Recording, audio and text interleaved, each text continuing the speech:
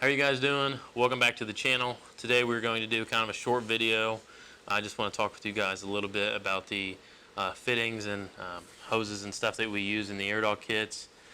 Nothing new, just kind of want to run some stuff by some of our maybe potential customers out there to just kind of explain why we use the fittings that we use, why they've changed over the years, and also give you a couple easy tips and tricks on how to assemble them. So to start with, our AirDog filter bases are made out of aluminum, and they used to be pipe thread style fittings. The reason why we don't do the pipe thread anymore is because it required obviously pipe dope or some type of tape. It was just kind of an extra step that's not really necessary, and we don't want you to have to do it if you shouldn't have to.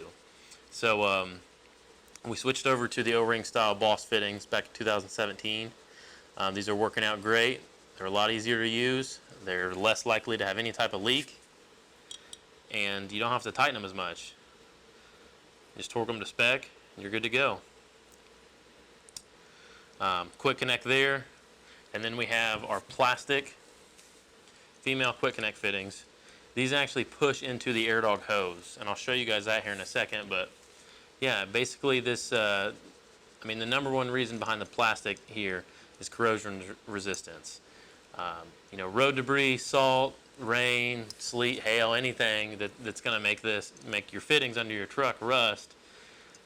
It's not going to happen with this plastic quick connect fitting. You could put this under your truck for 10 years, and it might be a little faded at the most if you were to go take it off, but it's going to be one piece. It's not going to be rusted to nothing, especially you guys living in those colder climates that deal with salt a lot. This is going to really pay off one day, having these style fittings on your truck. So, and this is also something that a lot of OEM manufacturers are gonna put on vehicles.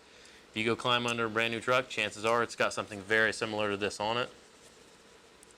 And then we use our black Diesel RX hose here. So basically, you'll just push these fittings into your hose. I'll show you guys a little trick on that here in a second. But yeah, I just basically wanted to touch base with you guys why we use the fittings that we use. They're all pretty similar. You guys can see a couple different ones for different applications.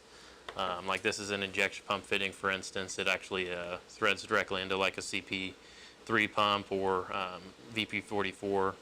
So you guys can see that has a little sealing washer on there. But still, quick connect style fitting. So now let's get on to, I want to show you guys how to an easy way to assemble this hose, putting the plastic fittings into it, and yeah, we'll show you that real quick. Okay guys, and now I want to show you guys actually how to assemble this fuel hose. So let's say you have one end cut, you're hooked to your fuel tank, and then you got to do the other end. You go ahead and cut the other end, and you're ready to press your fitting in. Now if you're working in the cold for one, this is probably going to be 100% necessary depending on how strong you are, but I go ahead and recommend it anyway, even if you're working in room temperature. Heating the end of this hose up just a very small amount will greatly improve how easy it is to actually push the hose on. You guys will have to lubricate the end of this with some type of clean motor oil or some type of lubricant, automotive grease, anything like that. So to start with, I'll get my hose here, heat it up a little bit, and you don't need a fancy heat gun like this. Get it nice and warm. Get my fitting in oil, cover this in oil, and then I'm going to press it together. This part's going to be kind of hard for you guys to see. I'm just going to set my hand down here.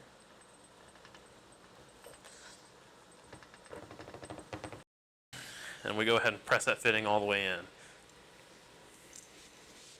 Now we've got our hose assembled. I forgot to mention, but would like to add that you actually can convert your older style or possibly to pick up a used AirDog unit over to the new style fittings. Just give us a call or visit our website, pureflowairDog.com. Alright guys, that is pretty much going to wrap up the end of this video. I just wanted to show you guys how to actually assemble these AirDog hoses in a nice easy way to actually press the fittings on. Just a little bit of heat and some clean motor oil and you're good to go. Those things will slide right on and just make for a really nice clean installation. And yeah, I just more or less wanted to show you that tip and just an excuse for me to talk to you guys about why we use the fittings that we do use. So make sure you guys are subscribed to the channel and hit the like button if you enjoyed the video, and we'll see you guys on the next one.